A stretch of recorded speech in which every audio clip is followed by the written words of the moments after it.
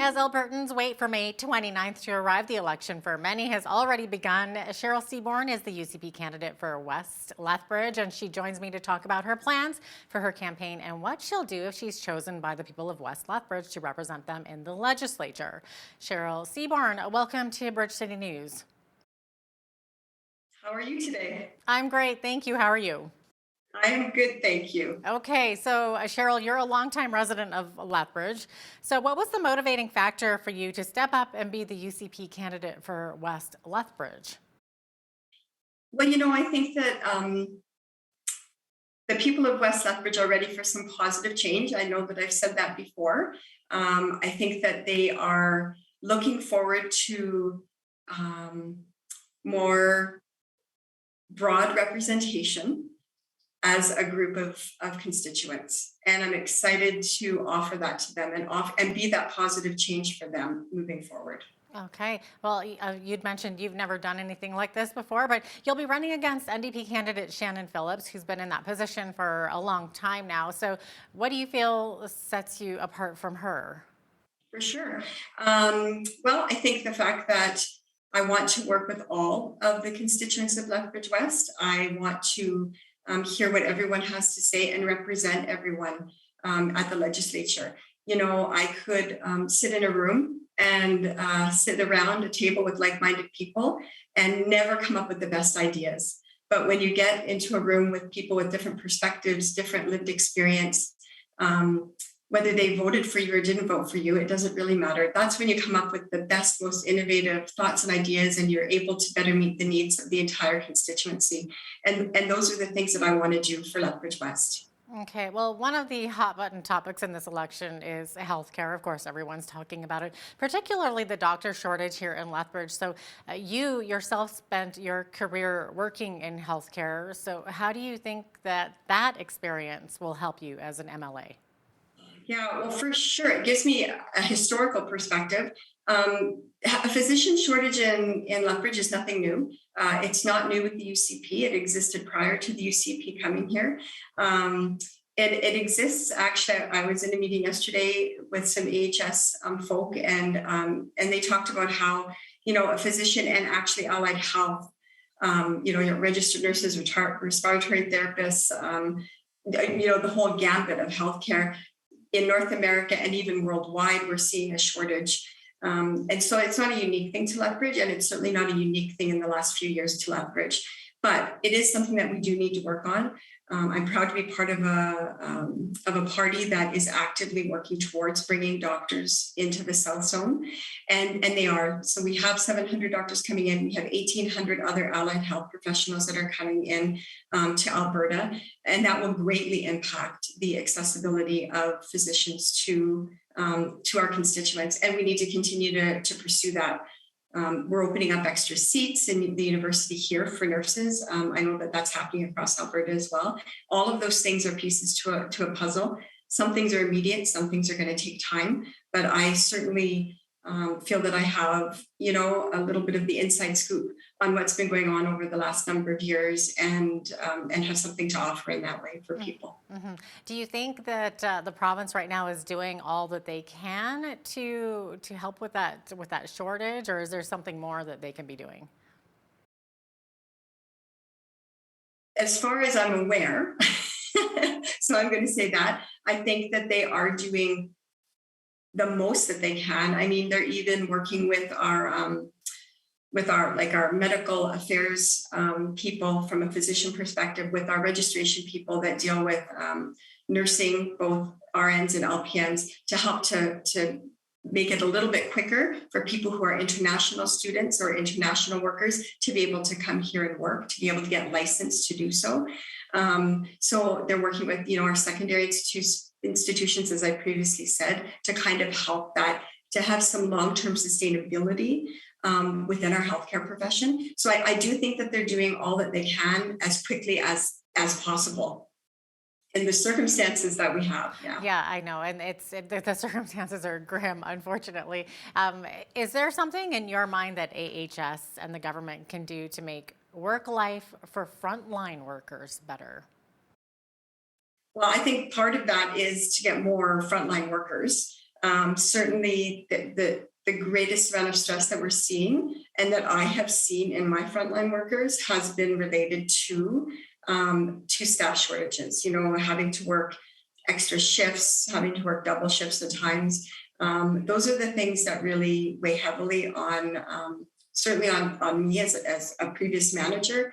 It weighs heavily on the frontline staff, and we need to be doing more to support them that way. And I think that that is the aim of the government in bringing in extra people and trying to quicken the registration and licensing processes to bring in people.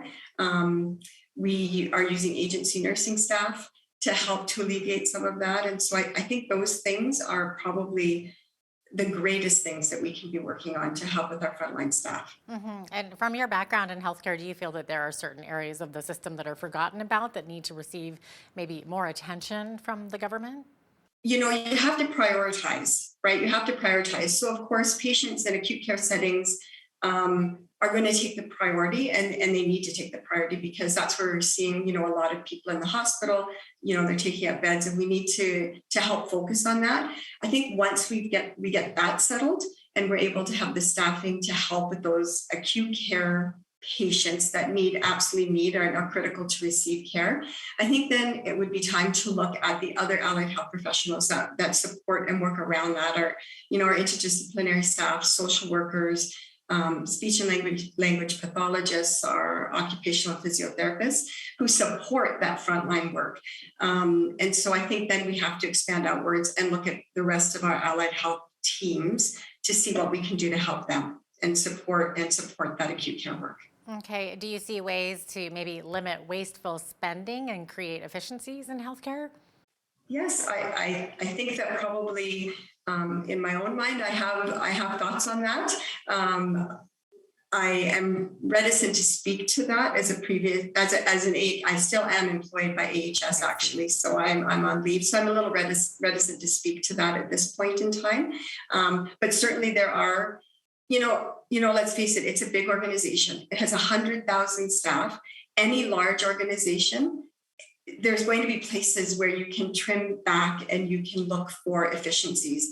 It goes without saying. I mean, households are doing it now because of the economy, and there might be 4 of them in the household, and they're looking at ways to trim. So certainly in an organization as large as AHS or any other large organization, there are ways to find efficiencies. We need the will to be able to find those efficiencies. And I think we have it. I think AHS is working really well with Alberta Health and that ministry in order to find those cost savings. And certainly I have, you know, my own thoughts that I can bring to the table as an elected MLA. Yeah, certainly, of course. Okay, well, we can shift out of healthcare for now. So what feedback have you received the most about the needs of the residents of West Lethbridge? Yeah, so I'm hearing a lot from people. They are excited for change. They're looking for change. They have brought forward, of course, crime as being one of the things that they're concerned about for both small businesses in the downtown area and personally in you know, just neighborhoods and streets in West Lethbridge. They're concerned about that public safety piece. And so that is an area that is of concern. And then, of course, the economy is another area where people are really struggling. They're struggling to kind of meet the needs of their families. Students have talked to me about their struggles in trying to, you know, be able to eat more than, you know, craft dinner every day at every meal and have some nutrition in their life and be able to also put some gas in their car so they can get to work and all of those needs. And so I think that those are really the 3 things that we could talk about. Would be healthcare for sure, public safety, and then the economy are weighing heavily on people. Oh, yeah, definitely. And of course, speaking of economy, one of the factors that we hear about here in Lethbridge is the ever increasing residential property taxes. So do you see a way that the burden of property taxes could shift to be paid by resource royalty income of the province, or is there something else that can be done to lighten the tax load on residential property owners? Yeah, and I think that the government has done a great job of trying to just generally mitigate some of the poor economic policy that we're seeing come out of the Liberal NDP coalition by doing a lot of different things. I I won't speak to what their platform may be in the future. I think that there are other things that they plan on doing, and I don't necessarily want to speak to that. I do think, though, that we have a good relationship with the mayor in Lethbridge, Mayor Blaine Higgin, and there are certainly ways, like those relationships are really very important. They're important to us as a provincial government to have those relationships so that we can work together to help taxes, to help mitigate the expense of things. And so I think that there's future work that can be done. What about teachers and overcrowding in the classrooms? Yeah, so I mean, there has been a couple of new schools announced. One for the Catholic school division, one for the public school division. I think both for the West Side. Although I could be wrong, but I think both of them are for the West Side. Of course, it's a fast-growing part of Lethbridge with many, many young families. There's children. If you walk down the streets of West Lethbridge, there, on that side of the river, there's a lot of children walking around. So that would be really helpful. It is an area of concern, and it's an area that needs to be looked at. I think that there's a lot of support that needs to be offered to our frontline educators. The requirement for them right now is not just to be teachers, but to be counselors, mental health workers, and the list goes on, nurses and all kinds of things that it seems like the expectation of them is. And what would really be nice would be to work with them, to work with the local board, to work with the frontline workers, find out what they would like to see changed, and maybe offer some different kinds of supports so that educators can become educators again, and students can receive additional supports from other professionals that are actually, go to school, have the degrees, and are meant to support those students to help them. One of the things that I would like to do is to be seen as a collaborator. And we need to do a little, like I would want to do some collaboration. So it's great for me to sit here and say, well, these are my ideas about what should happen in education. But what are the educators' ideas about what should happen in education? What are their thoughts? What is their out of the box thinking? How can we innovate together to help solve some of those concerns that frontline teachers are experiencing so that we can come up with a plan together? That's part of that positive change, is working together, working with the stakeholders, working with frontline workers so that we can come up with ideas together that will actually help. At the end, it's going to help our frontline staff. It's also going to help those, youth that are in our schools, because that's really the end goal, is to make sure that they're the ones that are supported to get the best education they can. So we have, Albertans who are growing up, going on into school or trades or whatever they decide to do, opening up businesses that are set up for success to be able to do those things. Okay, Cheryl, you had mentioned once before that drugs being the issue, crime being the issue. So do you feel that there's a solution to addressing drug use and the issues of addiction within Lethbridge? Yeah, I do. I feel for people that have addiction. I feel for the families. I have some, and we don't have the time to discuss here, but I have some personal lived experience with having a close family member that had that or that has that. And I feel like the UCP are exactly on the right track with that. We need to help people get out of that addiction cycle.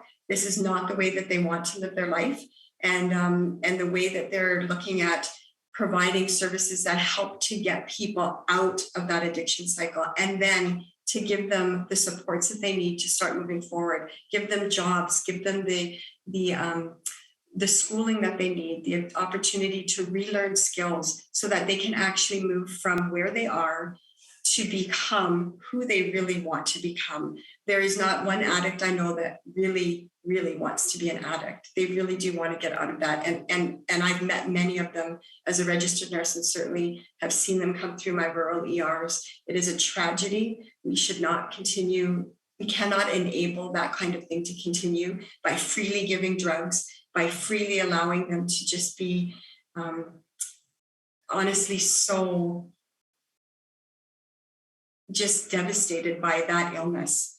And so the opportunity that we have to help people in a different way to recover, to offer wraparound services, to give them a place to stay, not for 6 months or 12 months, for as long as they need, to make it so that it's free of charge to them, something that has never happened before, but this will be free of charge for people to have that opportunity. And that's the one side of it, to be able to address and help people to get well. The other piece of it is to support our police.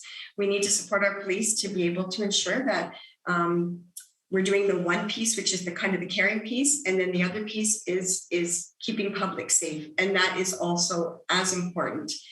People, families, individuals, we need to be able to catch a bus at night and know that we're safe. We need to be able to walk down the street and not be worried about it, or leave our homes for vacation and not be worried that someone's going to break into them. These are all things that we need to do. And so supporting our police is important, and then supporting those who suffer from mental health and addictions in a much broader way that allows them to recover and to move forward with their life in a positive way. There's, of course, a lot of rhetoric and possibly a lot of division based on opinions of certain issues, a lot of divisiveness. So how do you feel that you could maybe bridge the gap to unify voters? Yeah, and I think that goes back to that, kind of my positive change and collaboration. I'm not going to use fear as a way to motivate people or get votes. It's just not in my wheelhouse. I don't want to divide people or segregate them. I want people to come together to know that I'm available for everyone. I'm going to return your phone call. My office door is open. I'm interested in hearing what you have to say. It doesn't have to be what I believe. It doesn't have to be the things that I feel a certain way about. It has to be that I represent all of Lethbridge-West. It has to be that I represent the people of Lethbridge-West as a whole.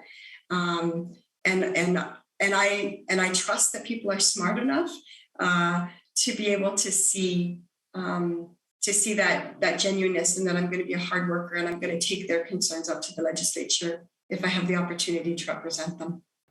Cheryl, looks like we are out of time, but thanks for being with us today. Appreciate it. Thank you so much for allowing me the time with you. Absolutely. Cheryl Seaborn is the UCP candidate for West Lethbridge, running in the provincial election on May the 29th.